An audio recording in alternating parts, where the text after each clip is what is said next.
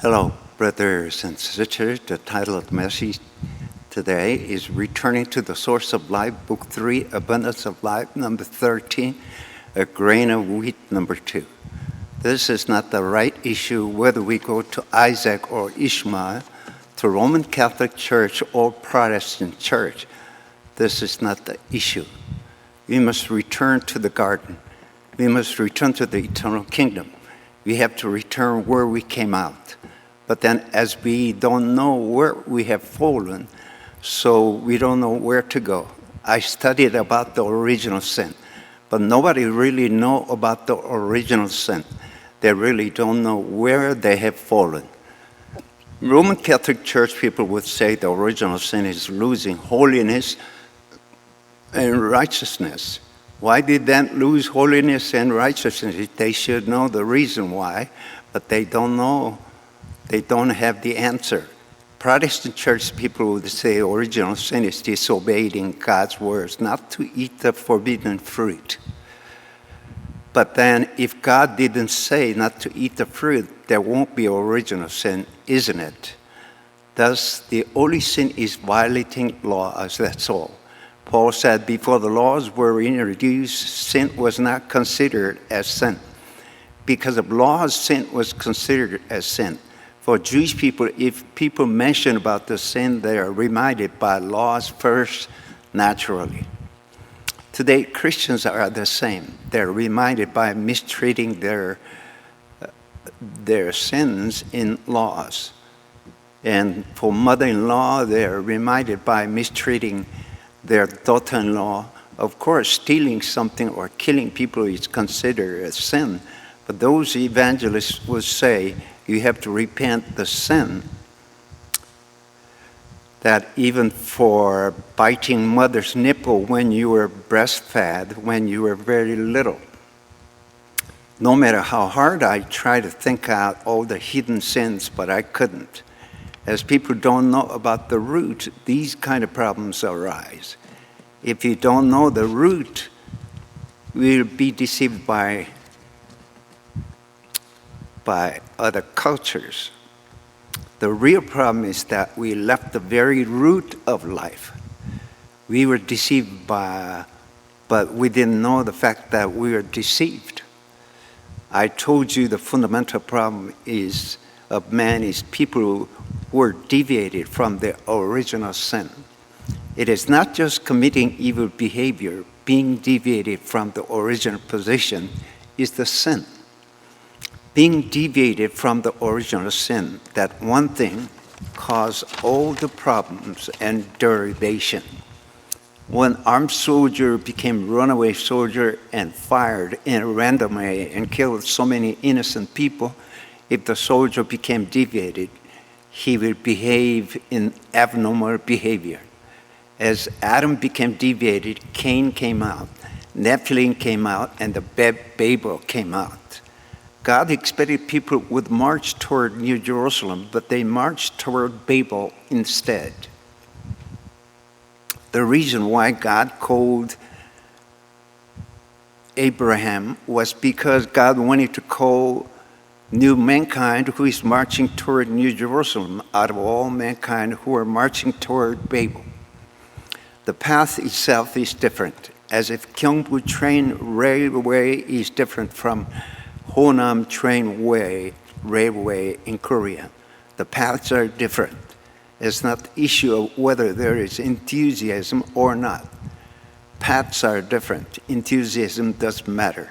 How can you go to Busan, southeast part of Korea, by taking Honam Railway, or can he go to Mokpo, southwestern part of Korea, by taking Gyeongbu Railway Station, which is heading for Busan? Whether we may be diligent or lazy is the same. If you take the wrong train, we cannot arrive at the desired destination. God called Abraham and ourselves along this path. This path is different from the path leading toward Babel. We must know this clearly. This path is the path of Isaac. Isaac wanted to bless his son Esau, but he actually blessed Jacob. He could not bless according to his own will. Jacob used various kinds of tricks in order to achieve his goal. But at the end, he could not own anything. When can I build my own home? But his plan was all shattered. He became penniless at the end and went down to Egypt and blessed Pharaoh. So he became the ancestor of Israel. Path is entirely different path. We must love this path. We must think this path is mysterious and turn thanks to God about this path. Only then we can follow this path. But if you don't like this path, we cannot follow this path. I want to turn thanks to God about this path. Abraham had a son when he became 100 years old. I love that story. Abraham received God's calling at the age of 75, but he could not receive his son until he became 100 years old. Abraham was a special person, so he could wait. If God really planned to give him a son, why didn't he give him a son when he was younger? Why did he make him wait until he became 100 years old? But when I heard that word, I got the hope. As his powers all cut off, he could not have his own son. But Isaac was given. That story became my hope. This was my own experience. I was just like that Abraham. All of my hope was cut off in my life during those days, but I suddenly received calling from heaven. With such blessing, I could survive.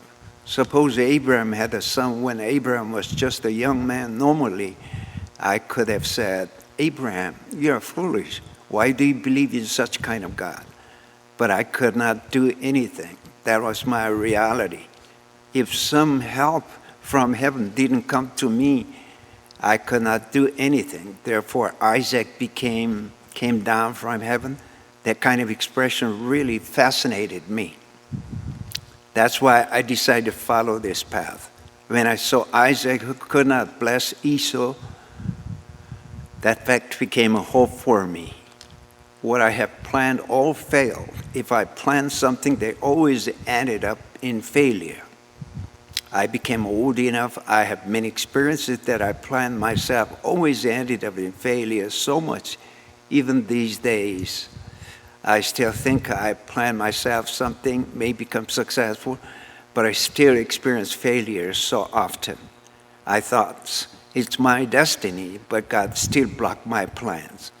But I still turn thanks to God. I don't turn thanks to God when my plans ended up in success, but I turn thanks to God when my plans ended up in failure. It's so mysterious. I still turn thanks to God about what I planned ended up in failure. That's why it is different path.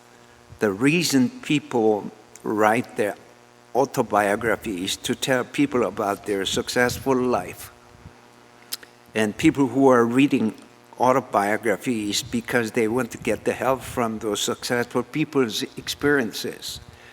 I wrote my autobiography over 500 pages, and I tried to sell 10,001. Maybe it's less than $10, but not many people bought it. They may not feel it's worthwhile to keep my autobiography as their book in their personal library. Suppose I would say I made a success in my life, then they would feel they can imitate my example. But I wrote, God had done everything for me. They don't feel it's worthwhile. But for some people, that book can make them happy. It is a blessing. Therefore, they are different paths. We are walking the different path. Greek people came to visit Jesus in order to get some wisdom. Nicodemus also visited Jesus in order to learn something. But Jesus unexpectedly said, if a kernel of wheat falls down to the ground and dies, bear many fruits, but if it doesn't die, it'll just remain a single seed. Anybody can say that. As he said that, it was just an empty conversation. just like listening to Zen dialogue. Redemption is to return to our homeland. So many famous theologians study about redemption, but why there is no conclusion about redemption?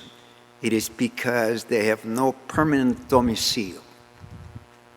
They don't have common domicile, therefore they cannot get the conclusion. They must have birthplace, only then they can have the place to return. If they don't know their birthplace, where can they find out the place to return? Some of our church members sometimes wander around. They even wander around, but they confess, I have a place to return. They know the fact that returning to church is returning to their birthplace. Some people return to church after 10 years or 20 years of wandering around. Just recently, one sister returned to church after 20 years of wandering around. When she went out, she was 50 years old, and now she's 70 years old. She returned to church as if she came maiden home. Nobody hates her just because she wandered around for such a long time. We just thank her for returning home instead. If they have the birthplace, they have a place to return. But if they have no birthplace, they have no place to return. If you all return to our own home, we'll say the same thing. But as they have no place to return, they all talk about different things. We all must return to the source of life. We have to return to the purpose of God's creation. If then all the complicated problems will be disappeared. The most difficult and complicated doctrine is the Trinity doctrine. No matter how hard people try to explain, it's impossible. And no matter how hard people try to understand, it is still impossible. So Augustine said, inevitably, this is God's secret. So we have to accept this just with our faith. It is not perfectly concluded doctrine, but there are people who just risking their life there. But if you return to the source of life, it's nothing to worry about or cause any problems. We should not insist Trinity doctrine is right. We should not insist Trinity doctrine is right. Well, we can return to the place where we were created. That's enough. God created me in order to make me his image. Christ is God's image. Then everything is solved. If I confess I am God's image, everything. If I'm soil, then everything is solved. We should not argue whether is he God or not. There is an interesting expression. In Buddhism, one of the Buddhist monks said, we have to give Buddhism back to Buddha. If you change that word as ours, we have to give Christianity back to Jesus. Let us give Christianity back to Jesus completely. If then, what will come out? Something repaired would come out, or new things would come out. Would an old boat come out, or a new boat come out? If things go into Jesus and come out, wouldn't new things come out? We should not grab Christianity in our hands, but we must turn Christianity into Jesus' hand. Jesus must control, and we must be thrown as a kernel of wheat. The path of the recovery of character is this. Returning to the image of Jesus, it said Christ is God's image. 2 Corinthians chapter 4, verse 4. What a perfect expression it is. There's nothing more to think about. God created man as his image, then if we become his image, that's enough. What's lacking? If we were created with soil, receiving seed and producing fruit, that's enough. We don't need to make doctrines with knowledge systemized and contact with culture, etc. We don't need to do that. We don't need to do something with the culture. We are walking entirely different path. Collision against other culture is the problem. Culture is running with enormous speed, but Christianity cannot catch up with that speed. One time Christianity led the culture from the front part. When Christianity first came to Korea, Christianity was leading all Korean culture. Everything was new in the church. We should not pull by culture. We should not make good use of culture. We have our own path. Unless a kernel of wheat falls down to the ground and dies, it remains only a single seed. But if it dies, it produces many seeds. As it dies, it'll be reproduced with many seeds. So there is no other way but to die. Jesus talked about what Greek people really don't want to listen. Greek people visited Jesus, say they want to listen to some philosophical words. But Jesus just talked about the grain of wheat. What an uninteresting and simple man Jesus was. We are his image. We are soil that will reproduce Jesus. All we should know is this. We don't need to worry about whether they will accept us or not. Without this truth, they would just go to Babel. We have to spread this truth to the world. As Christianity passed the era of apostles, why did Christianity become so much objectified? I thought about it a lot. As Christian people enter into the world of imitating behavior of Jesus or apostles, rather than being fruitful and increasing in number, that was the reason why. People said, let us imitate the life of Jesus. Let us behave like Jesus. But it would be so impossible to imitate the life of Jesus and behave like Jesus. Jesus led his life according to his own gene, the DNA. We can never imitate him or copy his life.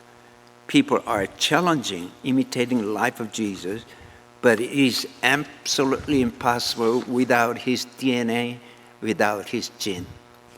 Thank you, hallelujah. May God bless every one of you. Thank you again. Thank you. Thank you.